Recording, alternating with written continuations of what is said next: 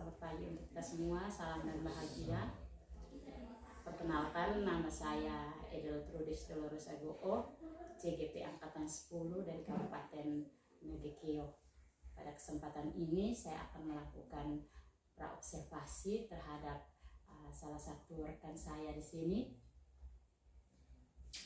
Baik, perkenalkan, nama saya Hendrikus Meogare. Dari mata pelajaran yang saya ampu itu bahasa Indonesia. Oke, jadi baik, pada kesempatan ini kami akan melakukan praobservasi untuk supervisi besok. Oke, selamat pagi Bu. Selamat pagi Bu. Oke, apa kabar? Baik dan luar biasa. Oke, terima kasih untuk kesediaan Pak Guru untuk menjadi coach saya hari ini. Jadi pada kesempatan ini kita akan melakukan praobservasi di mana saya ingin bertanya sedikit kepada Pak Guru tentang persiapan Pak Guru yang Pak Guru lakukan untuk supervisi kita besok.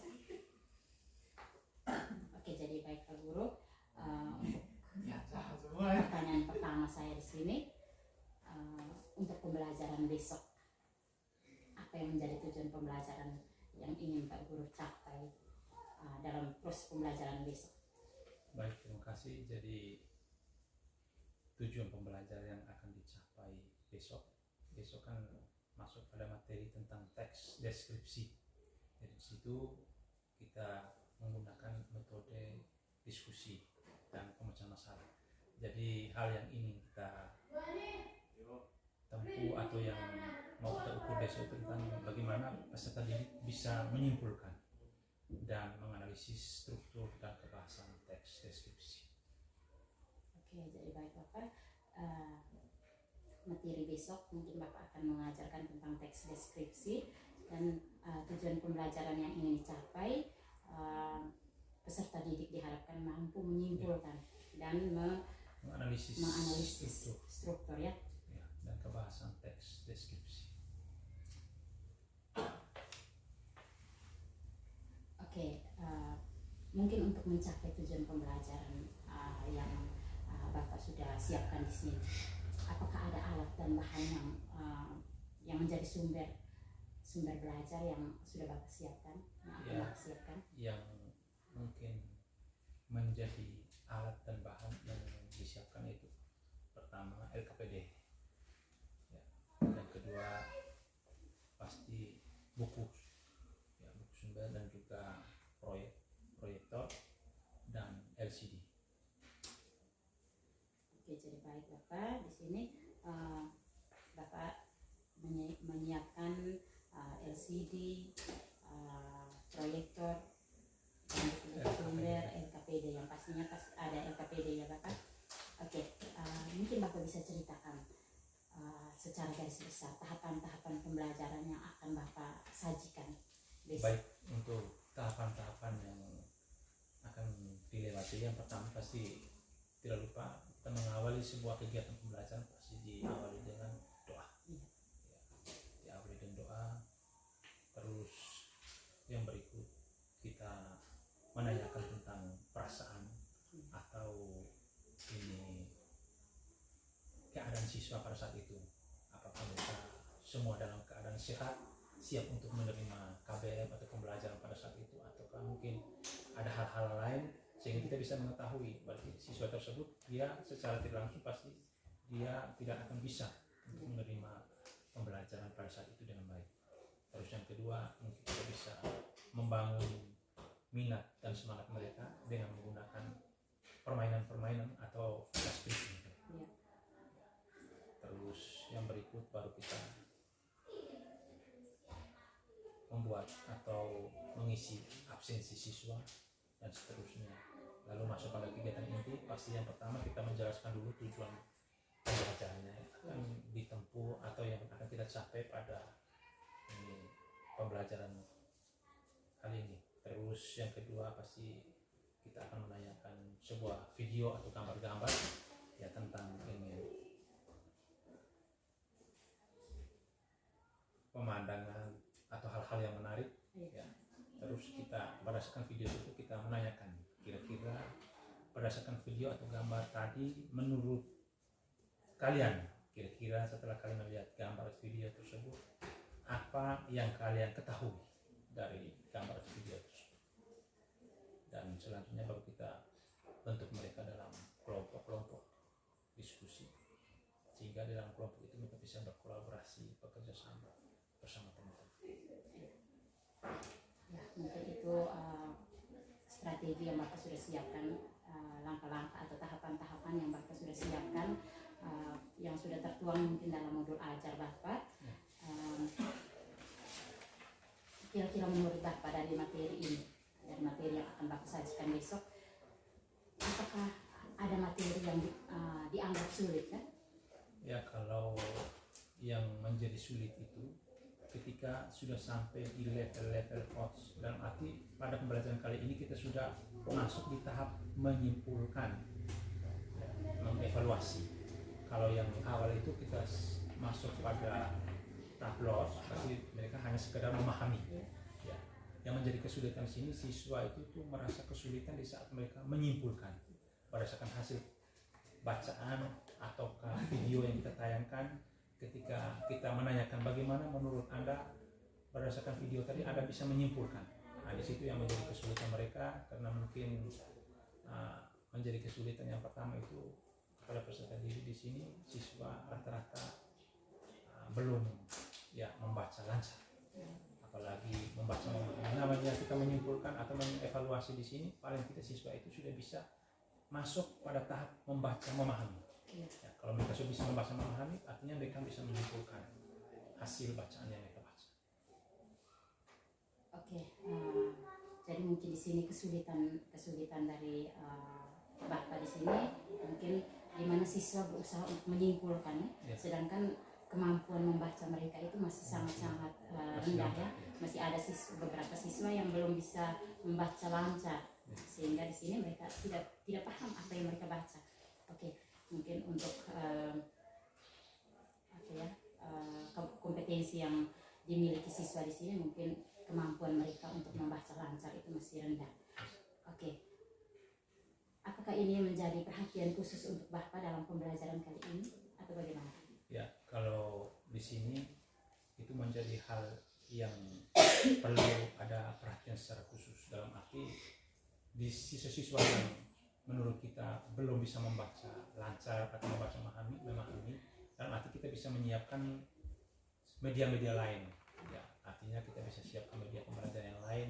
Bisa saja mereka yang tidak bisa membaca ini kita buat dalam media pembelajaran, misalnya mereka ini masuk pada ini kelompok audio visual.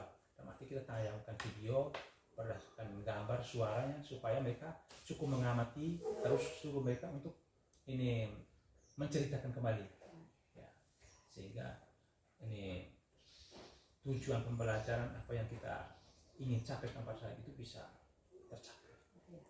Karena kalau kita suruh mereka baca, tentu mereka tidak bisa membaca. Kita bisa menggunakan media lain. Kira-kira solusi Bapak untuk siswa-siswa yang tidak bisa membaca ini seperti apa? Nah, solusinya kita harus melakukan pendampingan secara khusus, lebih khusus membuat mereka atau mewajibkan mereka itu tuh literasi, ya, literasi pagi 15 menit sebelum mulai KBM.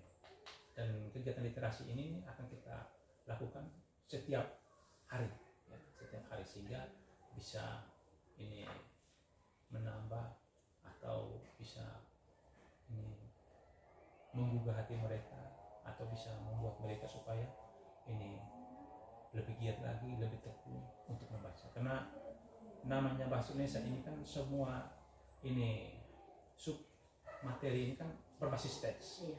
Jadi paling tidak anak harus bisa baca sehingga mereka bisa mengerti maksud atau isi dari bacaan itu. Tapi kalau mereka tidak bisa membaca, berarti mereka tidak akan bisa mengerti.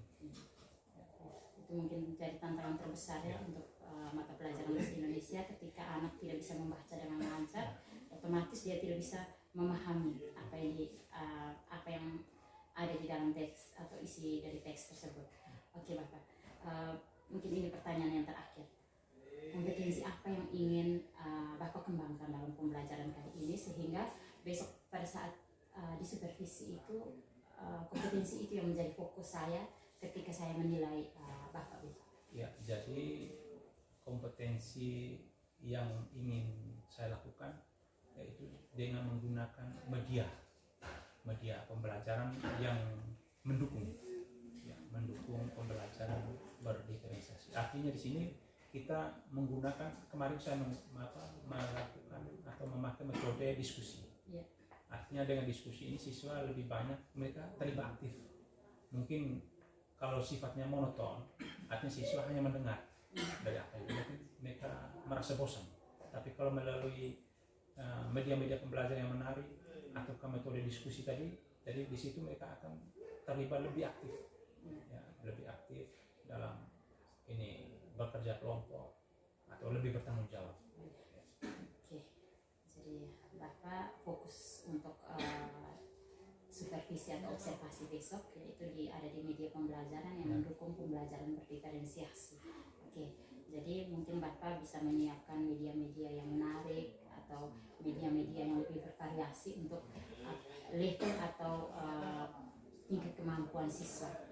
Oke, jadi baik Bapak, mungkin ini menjadi pertanyaan terakhir saya. Saya harap besok mungkin apa yang Bapak rencanakan hari ini, apa yang saya dan Bapak harapkan bisa berjalan dengan lancar. Mungkin itu saja obrolan kita pagi ini, bincang-bincang kita pagi ini. Semoga semuanya berjalan dengan lancar. Terima kasih untuk kesempatannya. Selamat pagi semua. Selamat pagi, Pak. Apa kabar? Baik dan luar biasa. Baik. Sebelum kita mulai kegiatan pembelajaran kita pada pagi hari ini, mari kita awali dengan doa. Ya, Grace.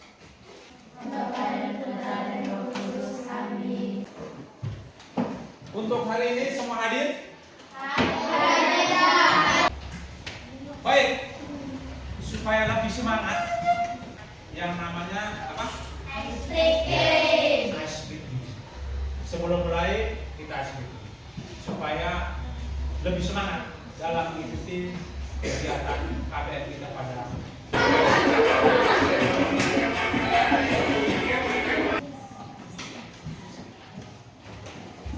dan yang pertama kita amati gambar ya, gambar yang ada di depan. Ya, perhatikan gambar. Jangan lihat yang ini yang goyang-goyang, tapi lihat ini gambar yang ini. Ketika kalian mengamati gambar ini, kira-kira menurut kalian, ya, ini kita mendeskripsikan objek ya. Kira-kira objek apa yang terdapat di sana? Pantai. Setelah pantai ada pantai. Ada gambar. Ada langit biru. Ada pasir putih. Satu orang.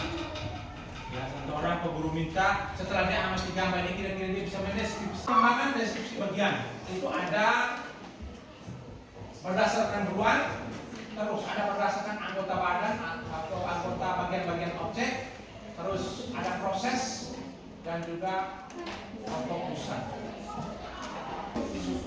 Kelompok 1.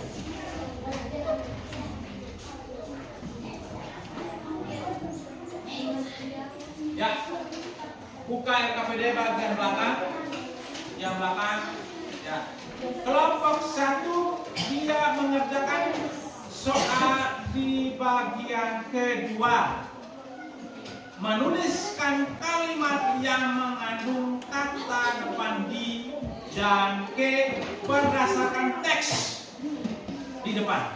Teksnya di depan. Teksnya di depan. Iya, itu. Jadi tugas kamu kerja soal yang nomor 2. Ya. Baca teks ini secara keseluruhan, terus cari, kamu tulis di sini kalimat mana.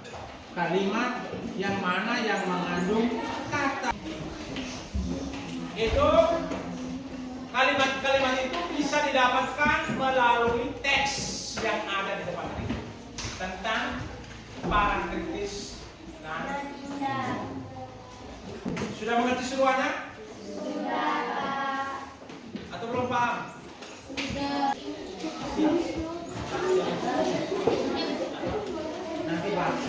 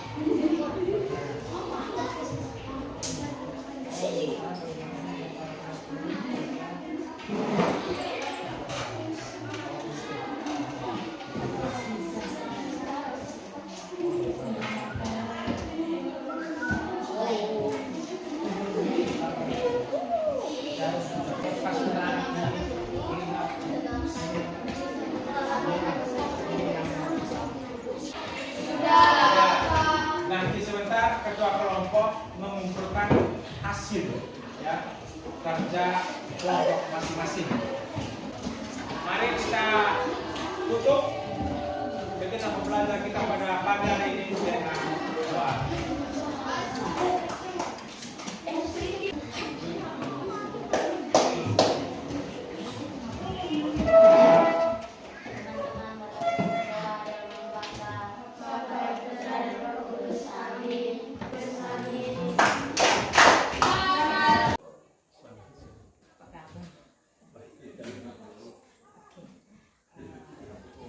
Sebelumnya saya menyampaikan terima kasih untuk guru yang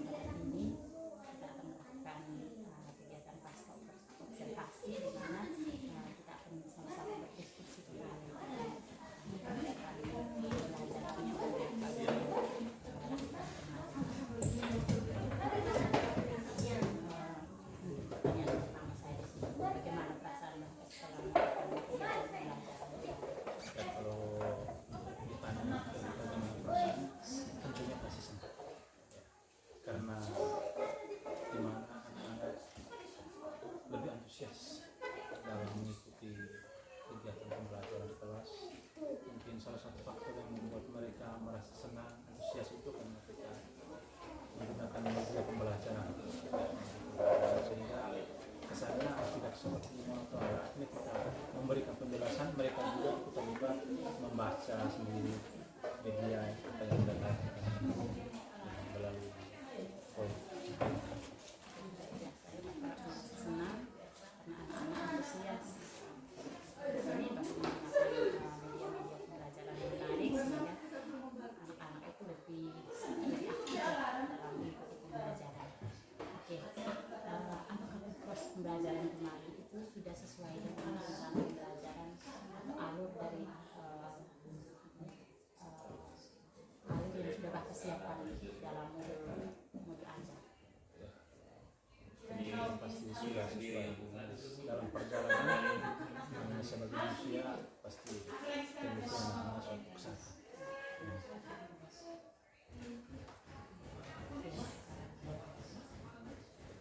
Menurut Bapak dari proses pembelajaran yang sudah